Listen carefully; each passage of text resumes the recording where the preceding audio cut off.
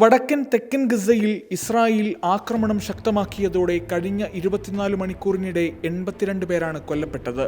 234 പേർക്ക് പരിക്കേൽക്കുകയും ചെയ്തു.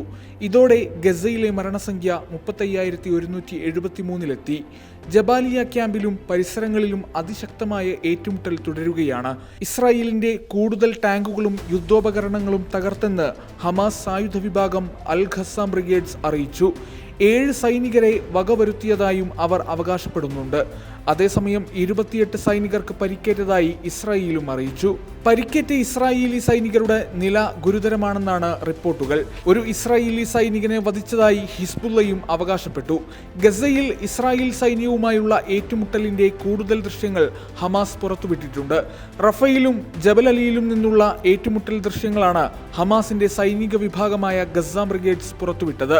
റഫ നഗരത്തിൽ ആക്രമണം നടത്തുന്ന ഇസ്രായേൽ ടാങ്കുകൾക്കും ബുൾഡോസറുകൾക്കും നേരെ ആക്രമണം നടത്തുന്നതാണ് ദൃശ്യങ്ങളിലുള്ളത്.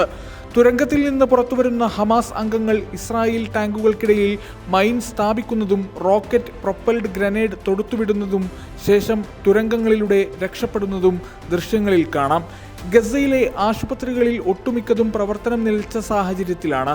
പരിക്കേറ്റവരെ ചികിത്സയ്ക്ക് വിധേയമാക്കാനോ രക്ഷാപ്രവർത്തനം തുടരാനോ കഴിയാത്ത സാഹചര്യമാണുള്ളതെന്ന് ഗസ ആരോഗ്യ മന്ത്രാലയം പ്രസ്താവന ഇറക്കി.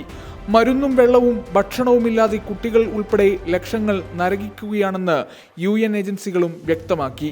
യുനർവ കേന്ദ്രങ്ങളിലേക്ക് വീണ്ടും ഇസ്രായേൽ ആക്രമണം വ്യാപിപ്പിച്ചതോടെ അവശേഷിച്ച സന്നദ്ധ പ്രവർത്തകർ ആശങ്കയിലാണ്.